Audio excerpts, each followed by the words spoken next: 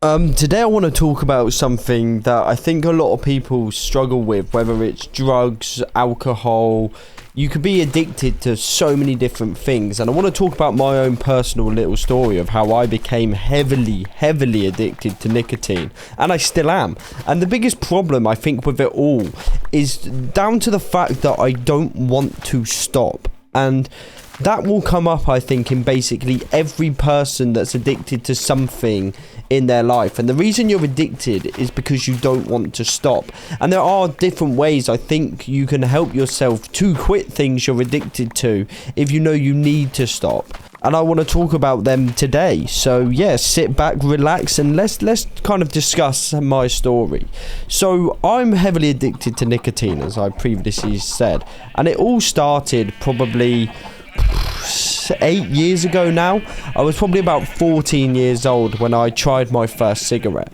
Now, what a lot of people say about when you have your first cigarette ever is you smoke it, and when you smoke it, you go, ugh, that's disgusting, I don't know why anyone would do that. But how I've heard my first cigarette is when I was 14, I was walking back from school one day, yeah, and I found a pouch of tobacco on the floor, and I've seen this pouch of tobacco, and I'm like, oh, you know what, I just want to know what it's like. Loads of people seem to do it. I always thought it looked kind of cool. That's probably the biggest problem. I actually thought people smoking looks cool as, and it does kind of look cool. Like, let's not beat around the bush. I do think it does look dope still to this day. Like, when you see like Tommy Shelby in Peaky Blinders with the cigarettes, he looks fucking badass. Anyway, I wanted to try it, and I was with a couple of my mates, but obviously none of us didn't smoke, so we didn't really have a clue where to start. We just had this tobacco pouch, and we went over to a park near mine, and we were at this park, and luckily one of them had a girlfriend who smoked. Well, I say luckily, but one of them had a girlfriend who smoked, yeah. And we messaged her on Snapchat saying, oh, can you come drop us off some Rizzler and filters? So for those who don't smoke, obviously you have the tobacco, you need the papers, and then a filter. You don't need the filter, but it's bad for you, and without a filter, it's even worse. So anyways, we get these paper off, and then we're like, God, we can't be seen doing this. So we go over to like garage area where people park their cars that's really secluded, like kind of sketchy, and we're googling YouTube tutorials on how to smoke, how to roll cigarettes, and I'm watching it, and I actually nailed like an alright one. Like, it looked like a tampon, but for the first ever time you would say it's alright. So I've rolled this thing up, and we've got a lighter, and we light it up, and as I said earlier, you always say it's gonna suck, yeah, it's disgusting, no one likes it. And my two other mates, they were coughing like fuck, and I took this cigarette, inhaled it, and I went, that is fucking amazing. And then I smoked the whole thing, got my first ever nicotine rush, loved the nicotine rush. I literally thought the nicotine rush was the best thing on the entire planet.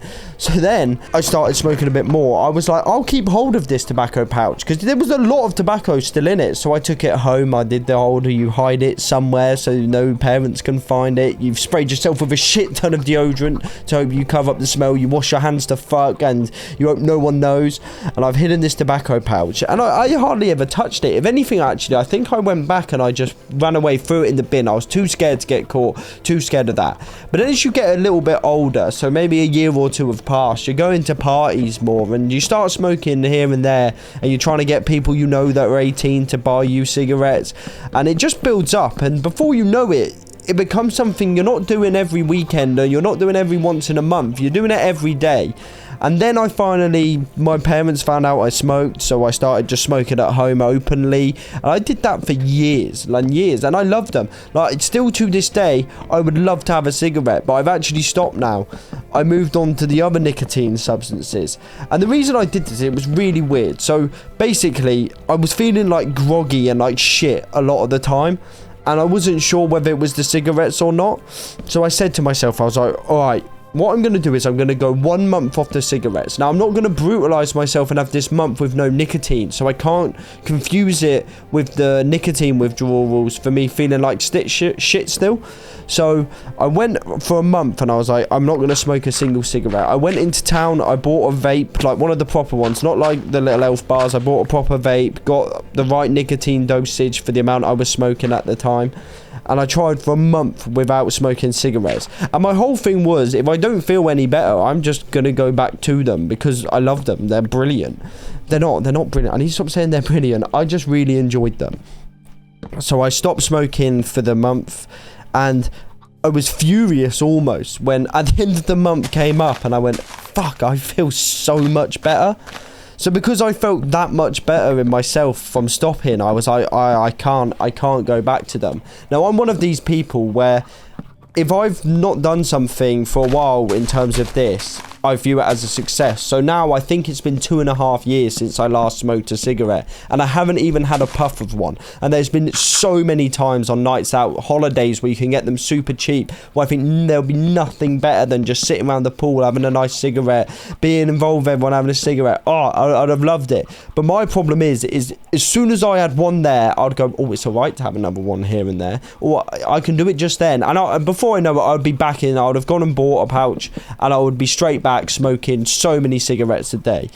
But now I've got this big problem where I'm on the vapes and I'm on the nicotine pouches, and I think I reassure myself in my head by saying, look, these are so much better than anything else you could do, because I used to smoke. Like, yeah, I know for a fact they're definitely not the healthiest thing to put in my body, but they're so much better than what I was doing before. So I like reassure myself that. And that's why I kind of go into how I think you can stop an addiction, whether, because a lot of people these days, especially around the UK, they are so hooked on cocaine.